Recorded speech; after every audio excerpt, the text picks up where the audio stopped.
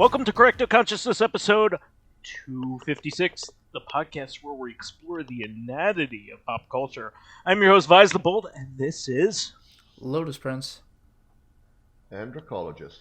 To the surprise of no one who listened to Reactive Consciousness, we have all three of us here, just having a good time. And we had talked a little bit about Ken and Roberta Williams' legacy in Reactive Consciousness because they are coming out with a new game called The Secret. I wonder if it's based off of that, like viral book that came out like 10 years ago. You remember that? The Secret? Nope. Nope. It was like it was a book that tried to convince you that like everything that you ever want, it is like based on wish fulfillment. Like if you really, really want something, you'll get it. But it like really reeks of like privilege. Yeah, I was like, just gonna say that's like very obviously bullshit. like I if you're remember. I kind of heard about the trend that is going on right now that is very, very dangerously similar. I don't want to talk about it right now because I don't want the stupid to spread. No. We're gonna stay out of that. We mostly. I was just trying to make a joke, but anyway. What we wanted to get at was mostly. I noticed that we have never really talked much about the Sierra line of adventure games. So we tend to more talk about Lotus and I tend to talk about the LucasArts games quite a bit, and they're really the games that I'm most familiar with because I think they've aged really well. Yeah, but I'm actually more familiar with the Sierra stuff. Oh well, I guess on my end, I'm more familiar with LucasArts, but I've played Grim Fandango, but I've dabbled in fewer LucasArts games anymore. I've never played any Monkey Islands or anything. Oh, I've played all the Monkey Island games. Okay, The only Sam and Max I've ever played was the first Telltale one. Oh, you didn't even play the original. first the LucasArts game. Oh wow. No. Well, Actually, are you familiar with these games, Dracologist? Have you played any of them? the which one? The LucasArts Sierra. or the Sierra. The Sierra ones. Yeah. By second hand, they were famous for killing you very easily or dead man walking you, but Yes. That's for sure. Yes. they were kind of like semi-comedy, semi-fantasy games. For sure. Well, we wanted to get back to kind of like the reasoning behind doing this episode because despite like legitimate complaints about these games, the legacy of them cannot be like underestimated because before this, really, there weren't many mainstream graphical adventure-like games.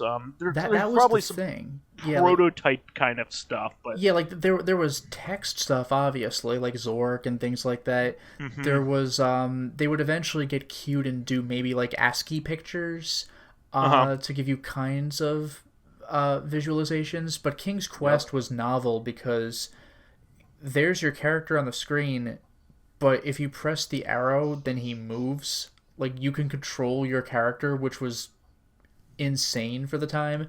It still picked up on, I don't know what you call it. It's trope isn't the right word, but like characteristics, I guess, of text games, because like you can change screens, but you can't just enter a house. Like if you walk into a door, then you just bump into it. So you have to open up your text parser and say open door and spell it correctly. Otherwise the computer will be like, I do not recognize whatever typo you have. Or like, you cannot do that. At least. Well, not the now, point if they was- try to make it more flavorful. There was a visual, but you still had a text input. Like Yes, Exactly. you had to break walk open the up to text exact parser. pixel and say pick up X item. Yes, yeah, you had to walk on top of an item and then stop walking, otherwise you'll just overshoot it. And yet take or pick up whatever the thing is. And sometimes the items themselves were like impossible to understand what they were, because they might have been, like, the term pixel hunting came from this. Sometimes they would be, like, a pixel or, like, a couple that are just different colors. So you'd have to stand on the item and type, like, look, or, like, look at object or something, and it'll tell you what it is. Oh, this is a tiara. And you're like, oh, okay, take tiara. And then you took it. So you would have to do stuff like that to see what you're doing. Yeah, so I guess what was so interesting about this is, like, before you had to imagine everything, and that has its own challenges. Essentially, for anybody who was really into text adventures at the time, you had to keep a journal to, like, what your character saw, what direction you were facing, like, all kinds of things, because you had to, like, interpret it based off of what's been happening all along. You would type, like, go forward, and then it'll be like, there's a path on your left, there's a path on your right, go right, you go right, there's a path on your left. You're like, yeah, you would have to draw out a map of where you are. Yeah, and it, like, there were later and this was really out of necessity. You have to remember that back in the day, like, a lot of computers had no graphical capabilities. They should really just display text, and like, if you had an ASCII based game, like, that was as much as you had in terms of visual representation of what was going on. Well, there was a little bit of an overlap when there was visuals, but there were just, like, painted pictures for text adventures. There were actually Marvel adventure games with, like, the Hulk and the Spider-Man, I think. Oh yeah, those were pretty cool. Yeah, but, like, generally speaking, you never really had anything that really did a good job at, like, unifying visuals with that kind of gameplay. A long form, kind of like that, where you felt like you had a lot of control over the character. You could just do simple things, or say simple actions, and then, like, something will happen on screen. You'll hear, you'll see something move finally, pull to a different rope scene. in well, and the little bucket comes up, and you're like, rope will appear. Yeah, exactly. So, like, I think that it was really important that you had some kind of control over a character that you could see moving around, and you could visually explore the world around you. Yeah, exactly. That can't be underestimated in terms of what was also cool, innovation. What was also cool, by the way, is you could fudge this. You could skip ahead in conversations if you knew the prompts, but you could walk up to people and talk to them and further the conversation by responding to what they said. Like, again, you could type whatever the final response is first and get the final thing in the conversation if you know what to say, because it's just a very A-B situation. But that was still very novel for the time. I remember doing that at the end of King's Quest 2 with the Princess at the very end, where you could, like, talk to the girl and, like, what is your name? My name is Valenice. Like, hello, Valenice. Like, hello. I'm like, oh my god. Like, stuff like that was just awesome. Yeah, I mean, I thought that this was, like, a gigantic leap forward, and you got to remember, this was the early 80s. This is, like, when we were first getting, like, was it EGA? It was before VGA graphics. You had EGA. Yeah, only a certain number of colors. Yeah, exactly. Yeah. So, like, this was, like, a big deal, and Ken and Roberta Williams made this into a reality and made it such a phenomenon for Sierra Online that it basically like, became the identity of the company after that. Yeah. Like, all the games, their entire brand, like, spun off of King's Quest. So we mentioned this before, but there's the other quests. There's the space quest and there's the police quest. Mm-hmm.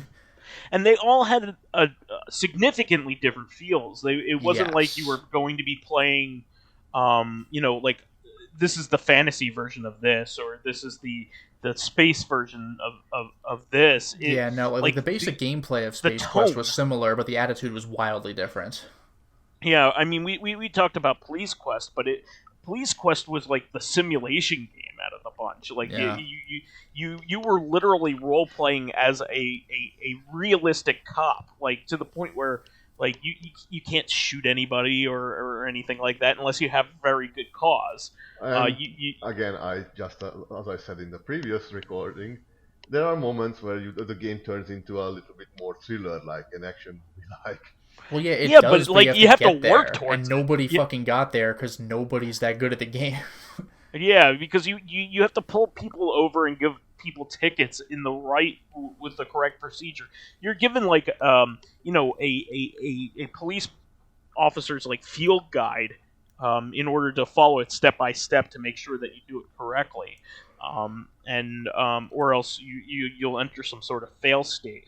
Now, I think it was Police Quest that is known for probably the most infamous like adventure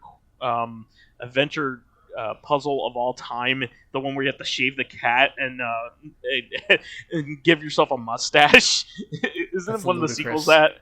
I do not know about that part, but yeah, I have not heard of that one. I've heard of like the rubber chicken thing from Monkey Island. Oh well, that's just funny. But it's famous and weird.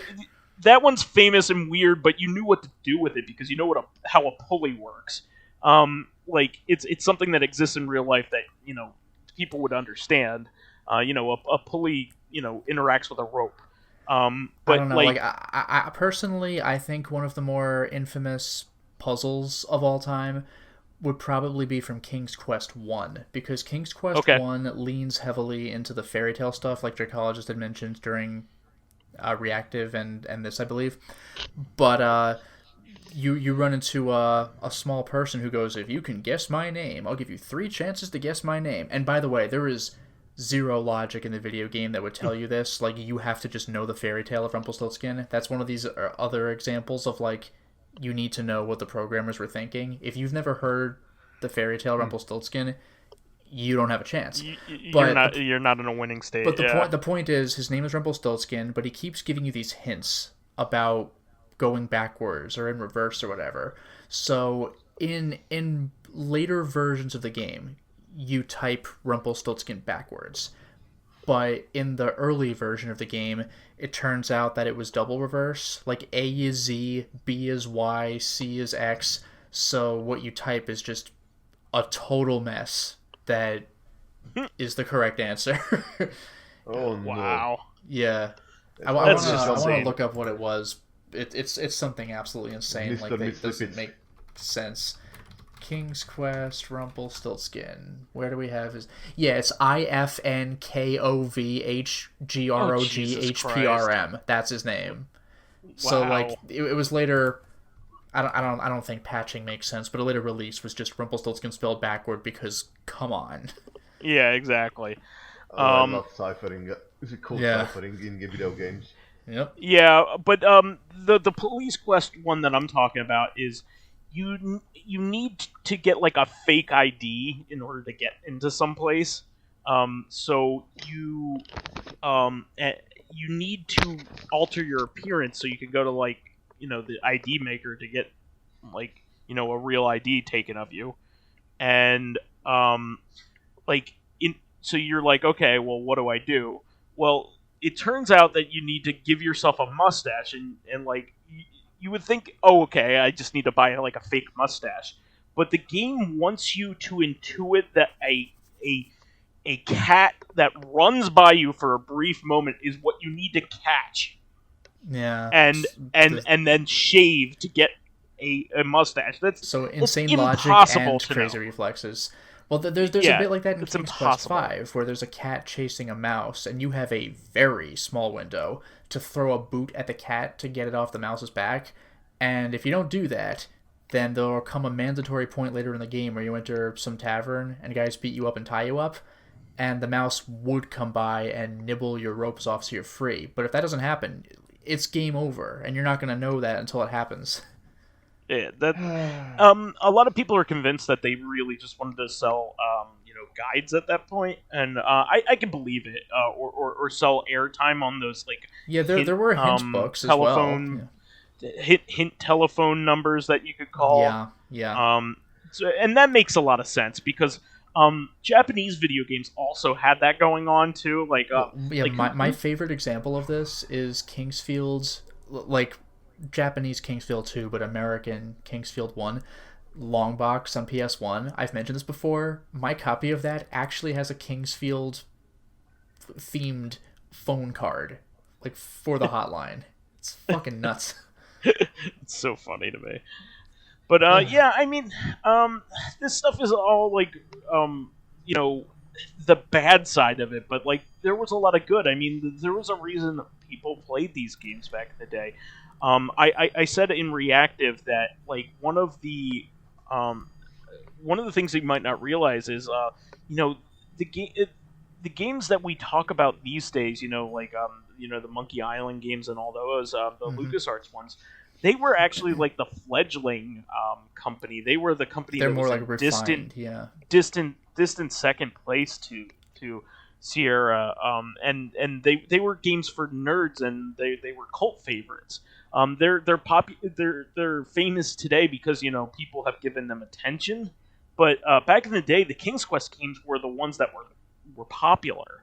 Yeah, and one thing I should also mention, by the way, is that this is a pre-internet society, so like this is the game you owned, so people would hack away at this shit for days, and when they finally would solve a puzzle, they would feel like the biggest genius. Like there was a certain sense of that to it. Today I'd be like, fuck this, I'm just not gonna play it, or I'll look up a guide on the internet because like I have other things to do because I'm an adult. But back then, like, this is what you had. This is what you. It's like when we were kids.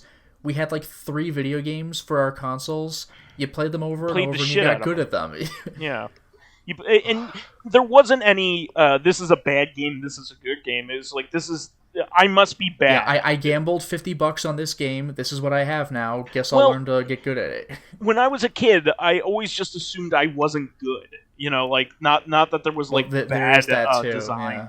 Yeah, like, I just assumed that I was just bad at games and I was a little kid, so therefore I just need to get better, son. But, like... How do you get better at, like, a puzzle game?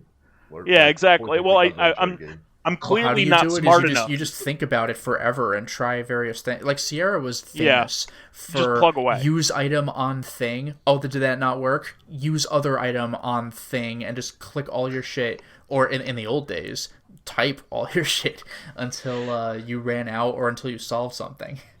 Or you die. Or in King's Quest V, you could choose wrong and be a, like you said, Dracologist, dead man walking and not find out until like 2 hours later. So there's an eagle who's starving. I know. I'll give him my pie. Nope. Big mistake. Because when the abominable snowman attacks you, what are you going to throw at him? A piece of mutton? I don't think so. It's pie or nothing, baby. It's so stupid. But a lot of it was just trial and error. It's like people would play these games for months. They would come home from work or come home from school and just try to get one little step further in the game. It was like Myst. I think I mentioned this before at some point on this podcast, but when I was a kid playing Myst, I mean, I never really got anywhere. I think I managed to get into 2 of the levels. Like, I managed to enter probably the by ship level, force. and I managed to enter the mines, and I was so proud of myself that I figured out how to even, like, get in, let alone actually do the levels. Yeah, because, like, when you're a kid, you don't realize that, like, all the things that the game... the Myst, when I grew older, like, is a lot easier because, like, all you have to do is look at the stuff that the game wants you to look at, but you don't like understand that when you're a kid. You just want to go all over the place, and you're wondering what the fuck everything does. But like in Myst, you clearly just have to look at the bookshelf, and the bookshelf is all you need to get going. Honestly, the game's whole theme is books. Like the levels you're in are books. Yeah, and the bookshelf tells you exactly what you need to do in order to get into the first. And what was that, Dracologist? Just wanted to say that the Myst is very big on cipher solving. Oh, yeah. Like, the whole game is about remembering patterns and then implementing those patterns in any puzzle that has that. Mm-hmm. Agreed. But, I briefly want to give... I wanted Lotus to expound upon mostly during this episode because he has a lot more experience with the King's Quest series as a whole. But I have very I've limited. Played 7 of the 8 classic games. So yeah, you know a lot. I know very little. I just know a lot of stuff surrounding it. Like, things that people have complained about, things like that. But I did play King's Quest 1 a little bit. I've told this story before to you. But back in the day, when I first started going to college, I got really into the emulator scene because, that's when I had more access to internet, better, faster internet, right? And I downloaded like packs of ROMs for the Sega Master System because like it blew my mind that the Sega Master System even existed because like when I grew up, I didn't know anybody who had one. I didn't know the whole thing existed until I was in high school, and then I just like heard rumors about it. It wasn't like anybody had one, and I never saw one in person, anything. And it wasn't until I started buying video games like at video game stores and classic video game shops and going to conventions and also like trolling eBay and stuff until I found out about the Sega Master System. But I was looking into like the best games for it, and some of the lists that I looked at said that the version of King's Quest, the original King's Quest, was pretty good on the Sega Master System. So I was like, okay, King's Quest is like a venerable classic. I at least knew that people had on PC gamers back in the day loved it. But you didn't know how punishing it was. Well, I knew nothing about it other than that. I knew that it was a classic. So. I played a few games. I played Ninja Gaiden, which I ended up.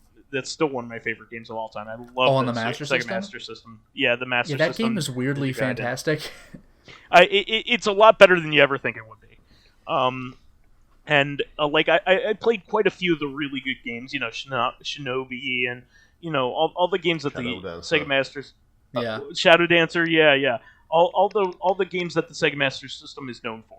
And, Alex Kidd is another one, all those. But then I started getting into the crunchier stuff. I started, the version of, the original Ghostbusters, the Activision Ghostbusters, the David Crane one, is a lot better on the Sega Master System than it ever was on the NES. The NES version is garbage, but, the Master System was quite good.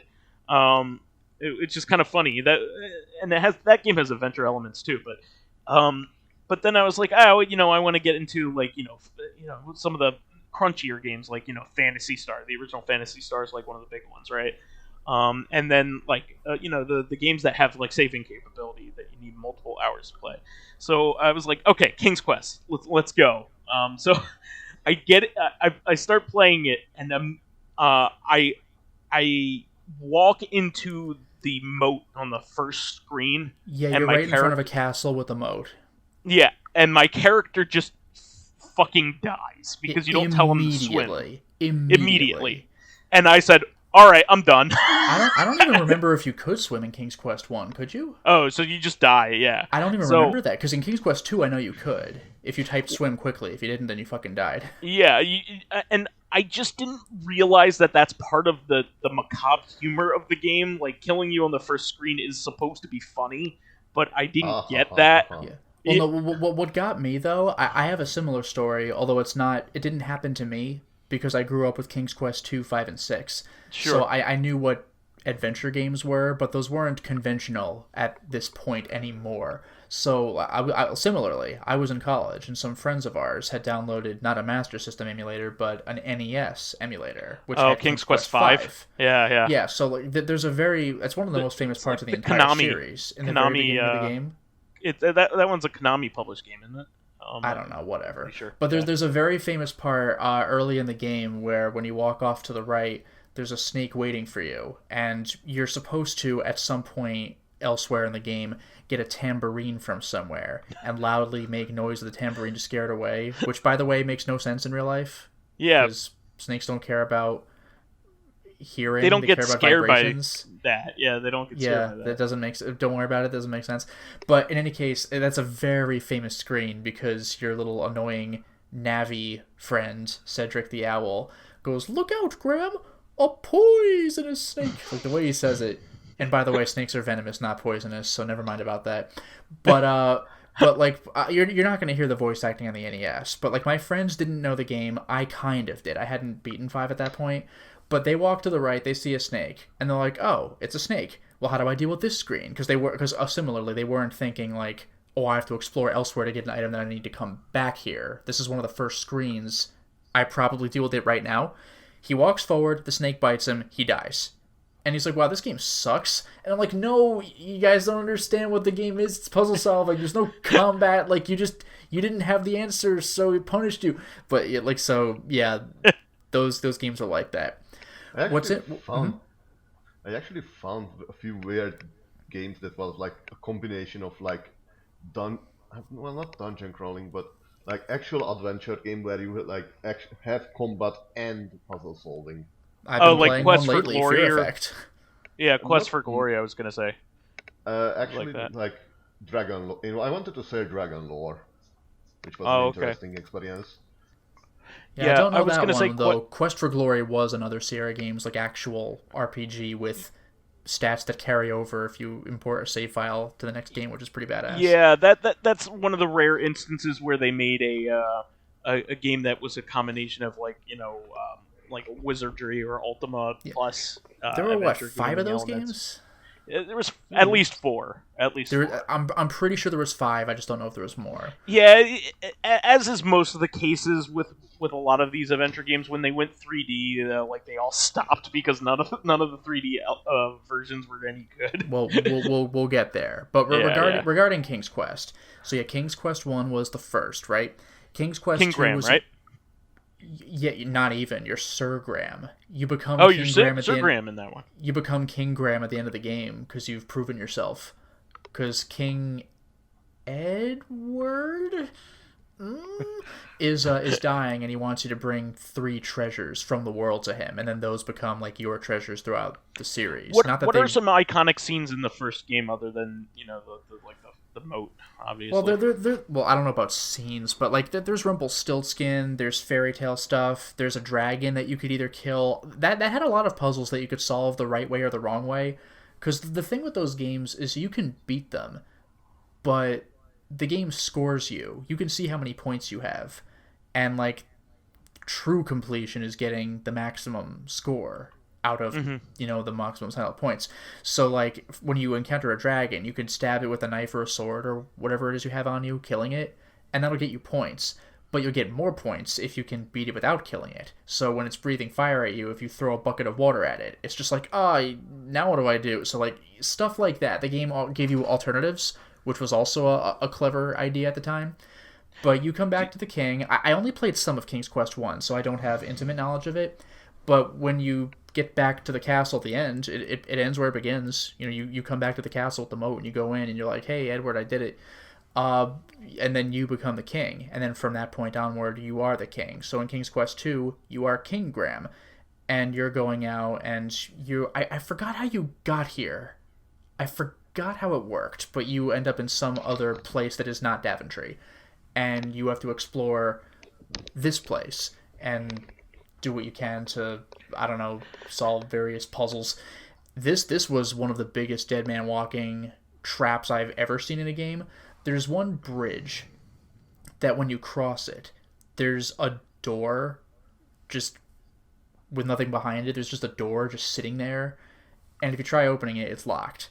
So you're like, oh, well, find the key. So the game's almost divided into levels that way. You get keys to unlock the door. Like when you unlock a door, there's another door inexplicably behind it, and then one behind that, and then one behind that, So, but the problem is you are only allowed to cross the bridge exactly as many times as it takes to unlock the door. So you cross it once, unlock door number 1, go back.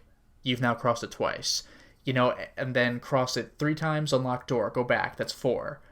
Cross it 5 times, unlock door, go back. That's 6. And cross it the 7th and final time to unlock the last door to take you to the end of the game. If you cross the bridge more than that, it just breaks and you fall to your death. So you could be punished from the very first instance of the game and have no idea. Like, that is supreme amounts of bullshit. But what's interesting about this game is, I think we mentioned this before a long time ago, this might be the first video game ever to have Dracula in it. And I know you had mentioned there might be some older game that has vampire enemies that it calls Draculas, but this game has Count Dracula in it. And what you're supposed to do, because you go into Dracula's fucking castle, there's a part where you can enter his chamber. If his does coffin... he go blah? He does not. But there's a part where if his coffin is closed, that implies he's in it, and you have to open his coffin. And very quickly type kill Dracula if you have the hammer and the stake. Type it quickly or he'll get up and kill you. But then you kill him, and then you have free reign of his place. It's pretty rad.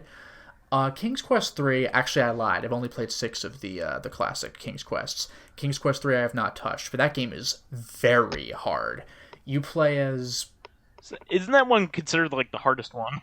It's very hard. You play as Gwydion, I think your name is, and you are the slave of this evil wizard who's also an asshole named Mannanan, and you have to do like the chores he sets out for you, but you're on like a time limit, so it's very stressful until you get out of that segment of the game.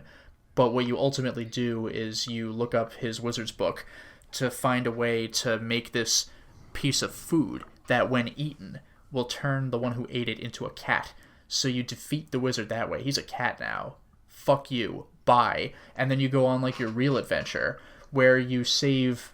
Like I mentioned in King's Quest 2, you meet this woman, Valenice. She becomes your wife. Queen Valenice. We did it. Well, in King's Quest 3, you save this princess, Rosella, princess of some kingdom, who's being, like, about to be sacrificed to this giant dragon.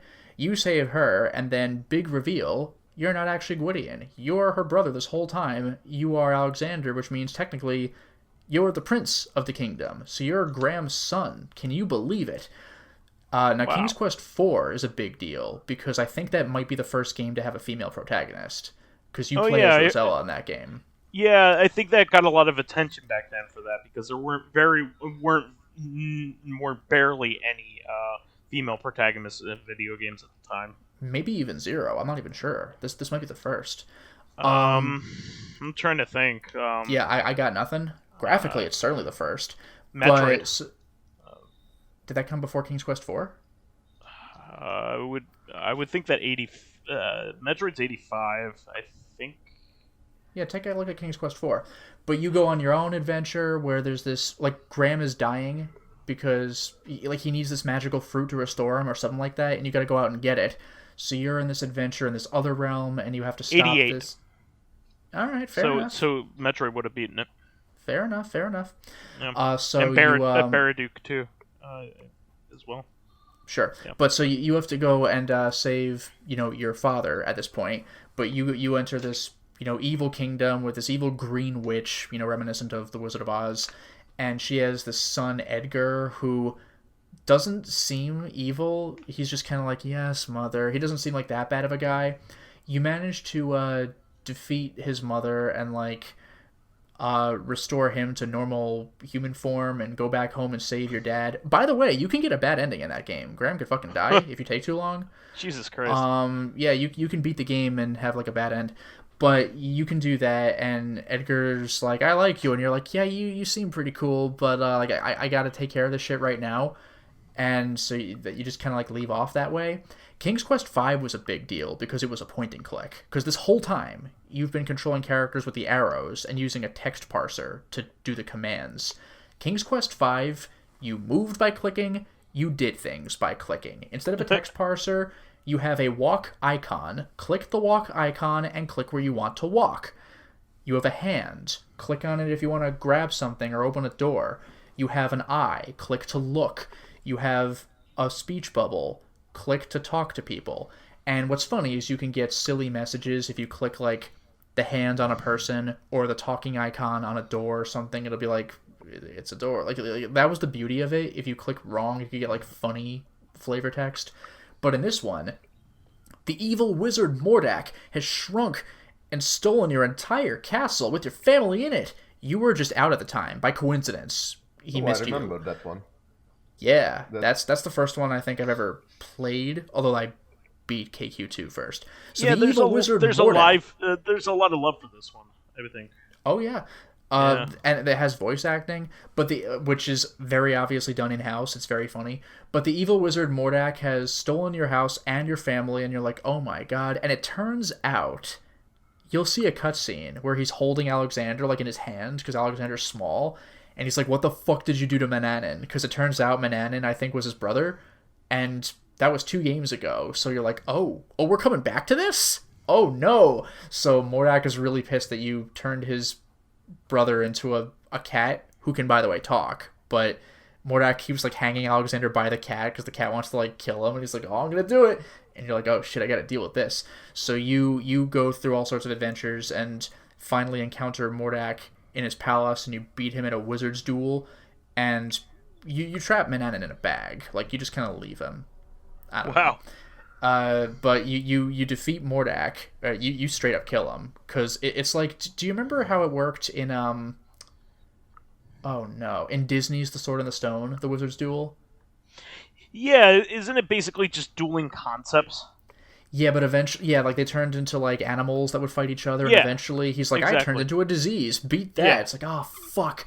With Mordak, you're always on the defensive. He turns into a dragon that breathes fire. You turn into a little rabbit who can easily leap out of the way. He turns into a cobra to eat the rabbit. You turn into a mongoose to fuck up the cobra. Eventually, he turns into a ring of fire. It's like, let's see you punch that. And you use a spell that summons rain, and you put him out. So he's dead. He's gone. So you restore the castle because you talk to another older wizard who actually knows what he's doing, because you're not a wizard. You picked up a spell book that has 4 spells, and you used them. So you talk to a wizard who can restore your family. Hooray. King's Quest VI is hands down the best in the series. You play as Prince Alexander, who got a letter from Princess Cassima, who was a random slave girl you encounter in KQ5, who had Mordak trapped her. Turns out she was a princess, which you reveal at the end. Looks like she's in trouble, though, back at her kingdom. So you go to her land. You eventually find a magic map that takes you to 4 islands, including the one you're on, and then later a 5th one.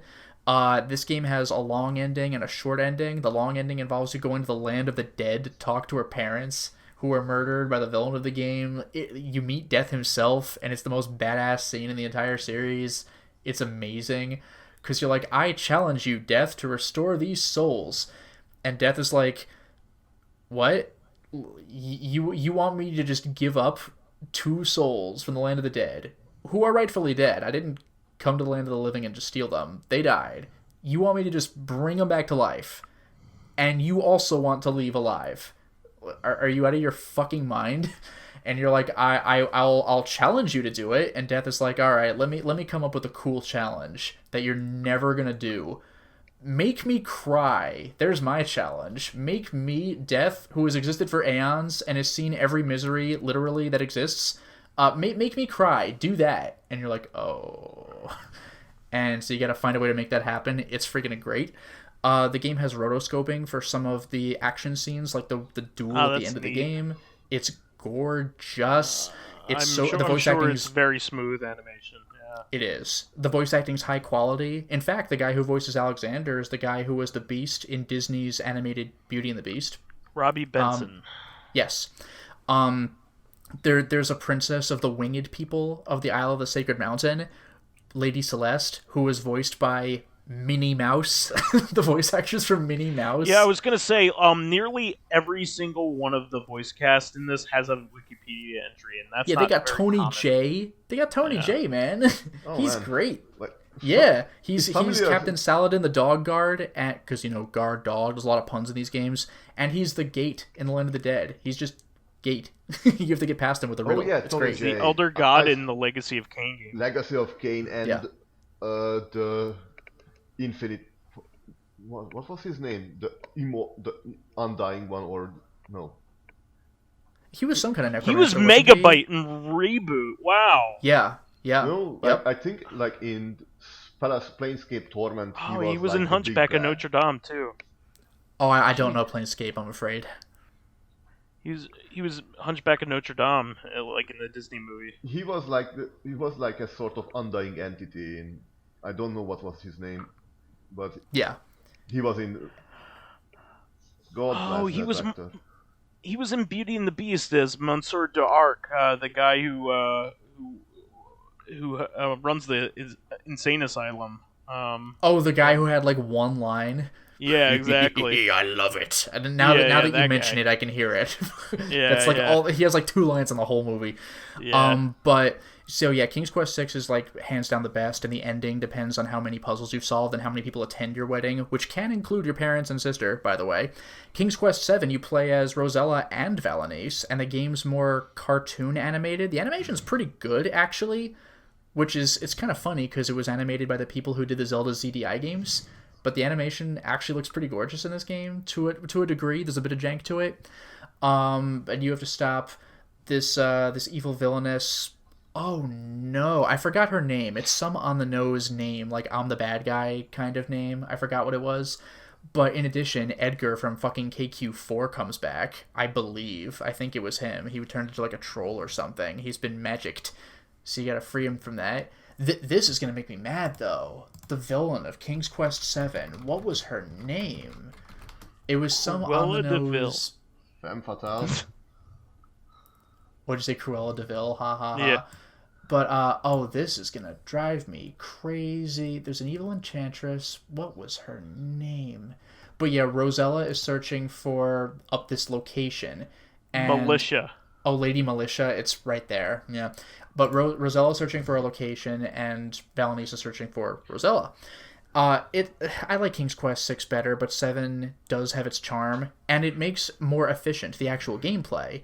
Instead of a walk icon, a touch icon, it does what modern games do now, which is just one icon. Just click something. It either works or it doesn't. If you have anything in your inventory you need to use, then you go into that, but like, click a door to open the door. Click a person to talk to the person. It's very streamlined. The bad news is you don't get the funny flavor text for doing stupid things, but the gameplay is way more efficient.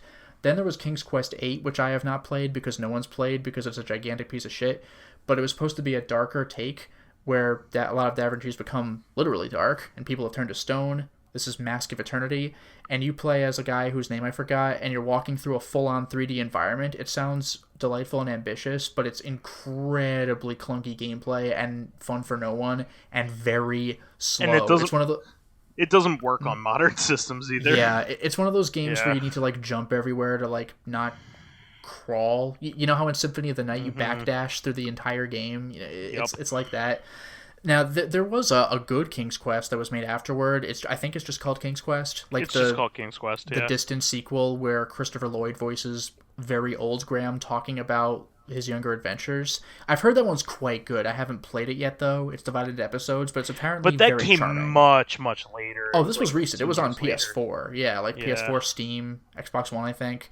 It's much more recent. King's Quest 8 was like the 90s. It's been a long time. But I hear it's quite good. I would like to look into it at some time. There's also been a bunch of fan games, too. Yeah, there have been fan games. There have been reinterpretations of, like, KQ2 and maybe 1 to, like, give them, like, the VGA graphics and give you a little more to do. They are legitimately charming. They feel like they could have been actual entries. They should make some remakes just to streamline them. But, like, there's a lot of charm there. People have done things with, like, 6. Like, people have worked on these games and tried doing fan things for them that seem authentic. It's quite charming. Yeah, there's a whole bunch of fan games. There's like a lot of them. Yeah, there's a lot, and I've played the remake of King's Quest 2. It's good. Like, it feels authentic. I was very impressed. I played it in college. Well, we kind of just wanted to do an overview of this, and maybe at a later date. King's Quest's legacy, as you mentioned at the beginning of this cast, cannot be understated. It's the start of graphic adventures. Yeah, it all came from this. We really I would like to explore their other titles too, including like Lara Bow and Phantasmagoria, but like we just don't have enough time today, unfortunately. So we'll have to come back at a later date. What was that? I haven't touched them anyway. Like I vaguely know about them, but that's as good as I can get. Yeah, I need some time in order to play more of these games so we we can at least come to the discussion. King's Quest is the only one of Sierra's series that I could talk about with any degree of intelligence. Like Space Quest, I've seen some people play a couple of the games, but I can't really do any discussions as to the degree that I could for King's Quest. I know a little bit about Leisure Suit Larry just because I read about them in Kurt's the HG 101 Adventure Guide. Yeah, I've seen a couple playthroughs of those as well. But I can talk a little bit, Yeah. But at this point, we can move on to fan stuff. Please. So we have 3 comments. Living Corpse says, regarding the Cruella movie, the odd thing about Cruella is she is the rare case of a Disney villain getting a slap on the wrist. Because, you know how a lot of Disney villains fall off a cliff or... They usually die. Yeah. Yeah. But in 101 Dalmatians, she crashes her car and, she survives to a sequel. She crashes her car and is mad. I mean, even Scar, before there was a sequel, it's presumed that he got killed by the hyenas. I mean, I didn't even know Scar came back in a sequel. It was pretty obvious he got eaten. Well, there is a scene in in the Hercules Disney Hercules. Oh yeah. He's like a rug. I mean, I take that as more of an Easter egg, but that is pretty funny. Yeah, I mean, but Cruella crashes her car at the end. Gaston dies. I mean, Gaston dies. Some deaths are brutal. The guy in Tarzan fell off and got caught in vines and got hanged in silhouette. That was brutal. Ursula gets impaled. She gets impaled with a ship's mast. Yeah. The evil queen from Snow White falls off a cliff. Maleficent is stabbed, actually, by the prince with a sword. Jafar only gets imprisoned. Yes, but he dies in the sequel because his lamp gets destroyed. Yeah, but that's a sequel. I actually really like the Princess and the Frog guy. He gets just dragged to whatever the voodoo equivalent of hell is. The spirits just literally drag him in. He's just like, oh fuck, that sucks. What happened? You knew it was coming. Well, I mean, it's it's established in the beginning of the movie that that's his whole thing. He sold his soul to the underworld on the condition that he does this or that. At some point that will happen. That going in. What happens to Hades in Hercules? I forget. Hades is a god. Hades doesn't die. Yeah, but in the movie he arguably does. He gets thrown into that well of souls and they all drag him under. He's like, "Fuck you!" Oh yeah, that's right. They just pull him in. Yeah, but that's basically his home turf, really. Yeah, but not the well of souls. His home turf is the realm, but he gets pulled in by the hands, in The Mummy Returns. If only that could happen to real James Woods. Yeah, right. What else is there? There's Aladdin we talked about, but Cruella crashes her car because she's driving like a crazy person. Because I forgot. And she has those blood red eyes. She's got the spiral of the concentric circle eyes, which actually scared me as a kid because it's oh Jesus. Yeah, me too. Actually, in Pinocchio, there's not really a bad guy in Pinocchio. Well, there's no big bad. There are several bads, though. Stromboli. Does Stromboli get any kind of comeuppance? Yeah. Monstro, they escape. Stromboli, they escape. Pleasure Island, they escape. Monstro's not evil. He's just a whale. He's just a scary whale. But that whole movie is escaping. No villain gets comeuppance. Pleasure Island continues. That place is scary. The idea in Pinocchio is that the villainy is your own bad behavior. Yeah. So, it's a morality tale. Even Snow White has the witch gets killed, the evil queen gets killed, Maleficent gets killed. Do you know how the evil queen gets killed in the Grimm version? No. Which one? Of Snow White. Snow White. I have it. I don't know that one. Does the hunter kill him? Doesn't the hunter kill her? Oh, she wishes. No, what happened was that Snow White was going to marry the prince, and the queen heard of this. And this is after the apple incident, obviously. And she was like, how the fuck? I swear I killed her. This is impossible. I'm going to go there to... This has to be wrong somehow. So she attends the wedding, just to see if it really is Snow White. And she's like, I can't believe it. And somebody notices her, and they're like, that's the evil queen. That's the one who tried to murder Snow White. Get her. So, the way they kill her is they put her, into, iron shoes, and they, superheat them. So she, quote, danced herself to death. Jesus. It's, an unnecessarily cruel thing to do, even for the villain of Snow White. Man, talking about Grimm's Fairy Tales makes me think I know this isn't the same thing, but it makes me think of those other fairy tales like the Stinky Cheese Man and like the Big Bad Wolf. How it really happened. I love those books. Oh yeah, where he's just the pigs are douchebags. Yeah, exactly. And the wolf is just like, I just want a cup of sugar, and they're like, fuck off, and then he sneezes accidentally. But Cruella just got off. She crashed her car and was mad, and then she showed up in the sequel and got kind of a redemption arc, which is amusing to me. I didn't know there was a sequel, like an animated sequel. Yeah, where she like tries channeling her obsession with spots into like art, so she becomes all pretentious, like hipster, like making murals with black and white spots and stuff. It's like maybe this will help my obsession, that kind of thing. Was that just a Disney movie, or was that a book as well? Because I know 101 Dalmatians started off. So I'm considering Disney all of those. Yeah, no, this was a Disney thing. The 101 Dalmatians book had a sequel, and that shit's fucking batshit insane. Really? Like, it's tell me ludicrous. Tell me more, please. What happened? It involves something with flying in space, like what? The moon or some shit. It's was bananas. A thing about puppies in the 60s or 50s. Sure. Well, you know Charlie and the Great Glass Elevator, where they fucking talk to aliens. It's like what? Like it's like that. Even though the first Charlie and the Chocolate Factory is bananas, the second one is like even in universe too ridiculous. Like even for a Roald Dahl book, that one is especially bananas. By the way, I should also mention that Cinderella's wicked stepmother just gets off in the first movie. Yeah. The sisters in the Grimm version, I think, like had their eyes pecked out by crows or something. That was fucked up. Does not happen in the Disney movie. And their feet mutilated just to fit into the shoes. Yeah, I was just gonna say they mutilated. Yeah. They like cut them up. But in the later Cinderella movies, at least one of the wicked stepsisters also has something of a redemption arc. And the third one, the evil stepmother like steals the fairy godmother's wand and manipulates time to make it so the prince found one of the stepsisters. Like there's fucking time travel shenanigans. It's like I didn't expect travel. What? Apparently the movie's actually kind of all right too, which is the craziest part of all. Wow. But anyway, we have two more fan comments. John R. has a very brief one regarding our quick mention of this in our Berserk discussion. R.I.P. Dreamcast. Yup. Yeah. Yup. That was like the first system that I really got upset about. Like that one. Yeah. Because most systems just kind of like they fade. That one just like had a clear death. It was just cut off. Yeah. And then Fakafon says, so, human teeth look horrible on everything except their own mouths. Got it. And it's then true. I remember Lotus mentioning the influence of Escher in his work, meaning Kentaro Miura. It's funny where inspiration will come from and what sticks with you. And it's not necessarily because of anything specific. Like, it's not more beautiful than something else or more unique. It just struck you when it happened.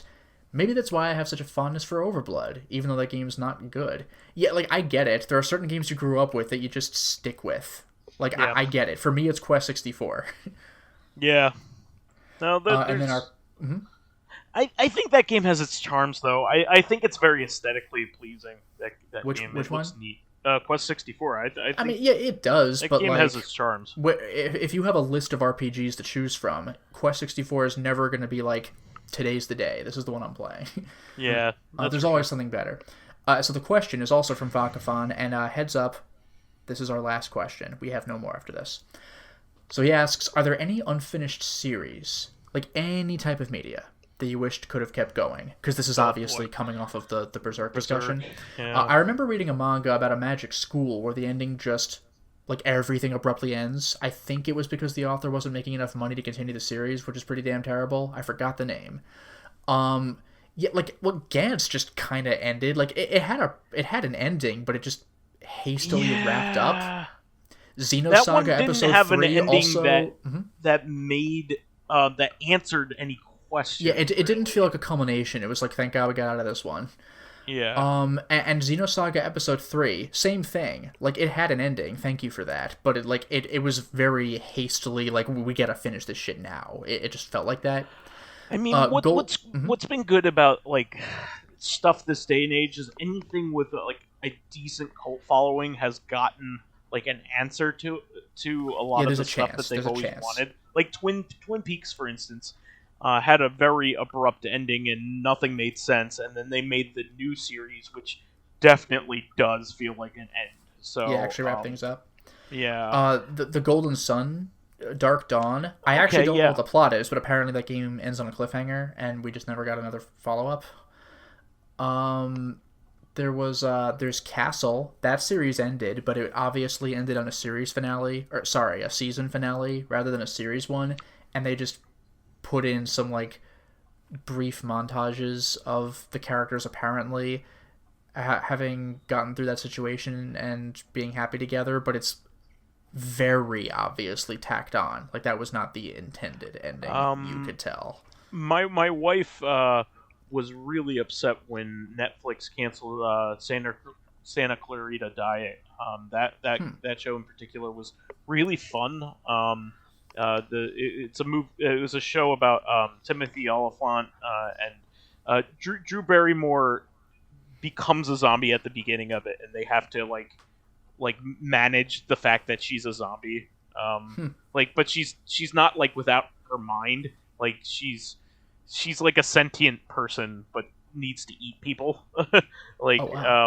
So yeah, she's a zombie, and they have to deal with that. And they canceled it after only 3 seasons or 2 seasons, and it clearly was going places. And, I was actually going to mention this. Yeah. Every single Netflix TV show that's canceled after 2 seasons because they got to start paying people differently in the 3rd season. There's a lot of those shows. There's a fucking lot of those shows. By the way, this one only half counts because they're getting movies. I don't know if this was the original intent, though, so this is a weak victory, but Metalocalypse and the Venture Brothers. Yeah, I was going to say that, but we got our wish with those. Kind of. Yeah. I mean, Shenmue, we'll never see the end of that. There's a chance, but good luck with that after having such a it won't happen. Game. That was his one chance to do it. And he blew it. He should have just finished it. I don't know what his thought there was. Like, oh, maybe I could turn this into a new beginning for the franchise. It's like, no. Dude, what kills me is if it was supposed to be 7 parts and part 3 doesn't go anywhere, then maybe just have it be fucking 6 parts and give us something that goes somewhere. Yeah, I mean, he completely eliminated a chapter on the boat in 2. He could have done that with this one. I think the second one ended up being like the next 3 chapters after that. So I mean, why not just I think he just. I think he just wanted to,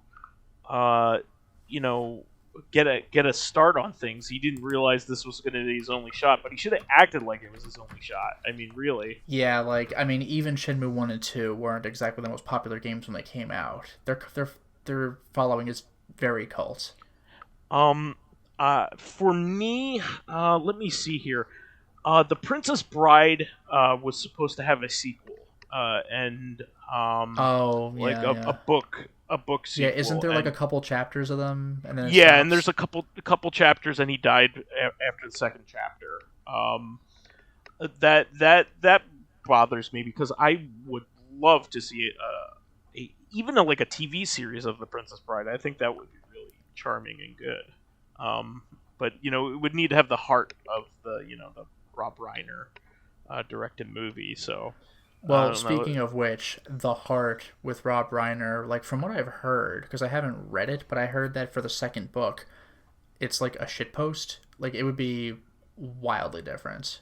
I heard it just gets like a very different attitude from what you may have been expecting. Oh, really? I didn't realize that. Yeah, it's apparently bizarre, and that's the joke. It might feel like a betrayal of the characters, but I think that's kind of the point. Yeah. Maybe Wesley's evil all of a sudden or something like that. Yeah. I don't remember what direction it goes into, but it's not at all what you'd expect if your only experience of The Princess Bride is the movie. Yeah. I'm trying to think of other things that have been unfinished or just didn't have an ending. Dracologist, you got any? Advent Rising. No. though. Obviously. Yeah, that didn't get an ending, did it? Well, it said like, oh, we're going to make a trilogy of this game. Yeah. I can't stand when people make games or movies or TV shows like with the assumption that there'll be like 10 more seasons. Like, don't do that in case it gets canceled, which it always fucking does. There is one, and we have to go back to the grim darkness of the future. Warhammer 40k Space Marine was ended on an uncomfortable cliffhanger with actually probably only likable Ultramarine is being trailed off by the Inquisition, and like at that point, at the same time, like THQ died, and like they could not continue that as a franchise, which is sad because it wasn't bad. It was pretty good. Yeah, that also sucks when a whole company goes under and you're like, well, we're not getting whatever that next thing was going to be. Yeah, I'm trying to think of like TV series and things like that were like just ended because like somebody died in the middle of it. I mean, that hasn't happened very often, actually. Usually things get an ending. Well, you know what? There are things where they were able to make a final thing, but had to like dance around it. Bones is like that, I think. Well, right? Well, like Phantasm 5.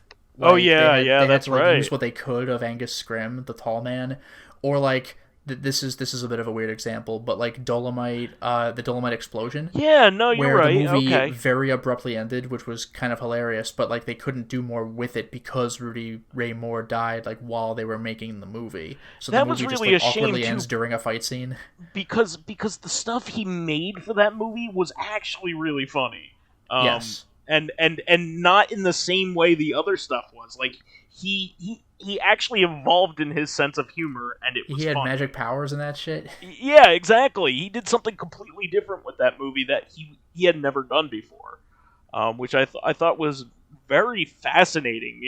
Like usually you don't see like an old dog do new tricks. You'd think he would be like the same kind of thing, trying to relive his glory days. But he went off in a bananas direction with like kung fu and shit, and like.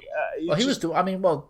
He was always doing kung fu. Was movie one, yeah. yeah. But like he had like kung fu characters show up. It was always just him doing the kung fu before. That's true. Like, he would fight regular goons. Yeah, Black Chin Ho is the fucking man with his nunchucks. Yeah, because usually he fights just a bunch of goons who are doing like big heavy swing punches. Usually and he's just doing like gigantic racists. Faux kung fu. Yeah. But I mean, like, luckily we usually most stuff get like some sort of ending or somebody finishes something up. I mean, you have Stig Larsson who had a bunch of his stuff. He was the girl with the dragon tattoo guy. Yeah, like post book 3, I think needed to be compiled via notes, right? There was a post book 3 because book 3 felt like it wrapped everything up. Oh, really? I thought there was like a hastily. book. In fact, it was like also it was like Metal Gear Solid 4. Like let's just tie everything into a bow like all at the same time. Maybe I'm wrong about that, but I thought there was something that was put together. Maybe it was the 3rd book. I mean, I don't know. Maybe there was going to be a 4th book. I don't know, but the 3rd book felt pretty conclusive, like to the point where like it felt like too conclusive. Oh wow! Like it wrapped up all your questions. Yeah, it's just like we got this person, and this thing was Serenity also was kind of like that too. Serenity like wrapped up everything in a tight little bow. Well, they also kind of had to because Firefly got killed after 1 season, so they're like, this is our one chance, do it. But Serenity actually turned out well. Thankfully, I think it did. I'll take your word. I haven't seen either of those things. It's just really? like you have one movie to resolve all this shit. Yeah. That's worth it. You should watch both those things. It won't take you forever either. But yeah, I mean, like all of my favorite big series have a definitive ending. Like Dark Tower could have ended. We know that could have ended without being finished. Yeah. Most of the TV series I got like some kind of like special or something to wrap things up. I'm trying to think of like epic cliffhangers that have never been resolved. How about Super Mario Brothers, the movie? You know, where Princess Daisy comes back. Actually, it's funny you should mention that. It's funny you should mention that because I forgot to mention this for RC, but a cut of that movie was recently either discovered or released that had like 20 minutes of like footage that we haven't seen before. 20 minutes. Yeah. That movie is actually worth your time because it's so bananas. Like yeah, but like the Snyder cut was released for fucking Mario Brothers. I actually really do recommend that movie just because it's not good, but like what's there is very interesting. Like it was made by the people who made Max Headroom, like of all things. That's wild. And they made this like post-apocalyptic weirdo world that had nothing to do with the source material, and just except for names. You know, like the things that were Goombas weren't Goombas. Like, boy, were they not. The turtle, you know, the character who's supposed to be a Turtle King was a T-Rex. Sure was. Like, and even Koopa is supposed Yoshi to be was a realistic dinosaur. Yeah, like even Koopa is supposed to be kind of like a you know, like a funhouse mirror version of a Kappa, you know, like an actual like turtle demon in Japanese you know, mythology. So like it's just so funny that they just get it so fucking wrong. You have, you know, the whole rationalization that they have the last name Mario. Like, yeah, that was amazing. Like you have an Englishman, also and Bob. Yeah, I was just and gonna a say Puerto Bob Rican Hoskins playing and John Italian brothers. people, from Brooklyn. Somehow, it's bananas. Like Big Bertha's a character that has nothing to do with the fish that is in that game. Yeah, that's great. I'm surprised they actually like. You were saying, how do they not know about Koopa being Cap or whatever? I wouldn't expect. No, they know these things. They just ignored it. Well, that was the thing. I couldn't believe they knew about like Big Bertha. That's a deeper dive than I expected. Like people making a movie to make. Yeah, I would think that there are probably more video comic book things that are out there that haven't been finished, like Miracle Man. Okay, I found one. Miracle Man. So Neil Gaiman took over after Alan Moore back in the 80s, the Miracle Man comic, which was amazing when Alan Moore was doing it. It ended in one of the most horrifying, like, gut-wrenching things to ever like be shown on a comic at the time. It's also like one of the most violent, like, disgusting things you've ever seen in a comic up until this point back in the 80s. You got to remember, this was not a Comics Code comic in a time when Comics Code was the norm, and it's literally all of London with bodies strewn all over it. Yeah. Because Shazam's evil protege, like, finally, like, got out and killed everything that he could see. And even like impaled people on like Big Ben's arms and stuff. It's the just hands, like, it's insane. And it was awesome. It was a really, really good franchise. And then Neil Gaiman writes a decent amount of issues of his new arc and doesn't get to finish it. Like the company folds while he's doing it, and then the series falls into legal issues that have only just been resolved. Like it took like nearly 30 years to resolve the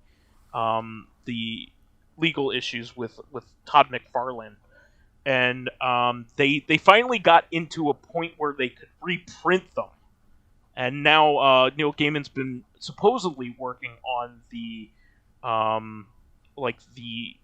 end of the series that he wanted to envision, but he's also been very busy. I mean, he's like we've been talking about, he has a bunch of successful TV shows, and he's about to put out another one that has potential to be even more popular than all the other ones combined. People have been wanting a Sandman thing for the as long as it's been around. So like us finally getting a TV series, and not even like like people had been talking about like it being a movie, like back then, and that would have been bad because there would have been too much to cram into one movie. Well, now he could take his time, like with prestige television the way it is. He could do like one volume at a time. It can be a season. So that's just fantastic. But yeah, Miracle Man. I want to see the end to that. But you know, he's been busy, so I don't know when that'll ever come out, or if it ever will. Any other picks, guys, for stuff that you wish had an ending that never will? Yeah, it's probably all I could think of for now. I mean, surely there's something else, but that's fine. All right. Well, that is the show for this week. We want to thank our... man, I am really tired. We want to thank all of our fans who contributed questions and comments this week. Please keep us supplied with awesome topics by submitting questions of your own via this YouTube and SoundCloud pages. I don't want Lotus to ever ask me any questions, so please prevent that. Like, I don't want to hear what he has up his sleeve next week if he has to be the one to ask me. Oh my goodness. While there, please give us thumbs up, likes, and 5-star ratings on iTunes. It helps promote and spread awareness of the show, and any bit of encouragement keeps the show going. Come on, give us some more questions out there. You can also catch us on Tuesdays for our sister podcast, Reactive Consciousness, the in-depth look in this week in our lives. Finally, you can friend me as vysethebold. Just please remember to let me know how you know me. And you could follow me on my YouTube channel, Lotus Prince. You can hit me up on Twitter at Lotus Prince. And finally, if you are interested in seeing my videos early, getting in on exclusive live streams, selecting upcoming games for me to Let's Play, or getting in conversations with me and other patrons on Discord, then perhaps consider swinging by my Patreon account, which can be found at patreon.com/LotusPrince. And my name is Dracologist. You can find me on Skype, Steam, and on Discord under the name Dracologist, and under Twitch under the name doc_Dracologist. All right. Well, we will catch everybody again on Tuesday for another episode of Reactive then. Until next time, everyone. Good evening. Bye-bye.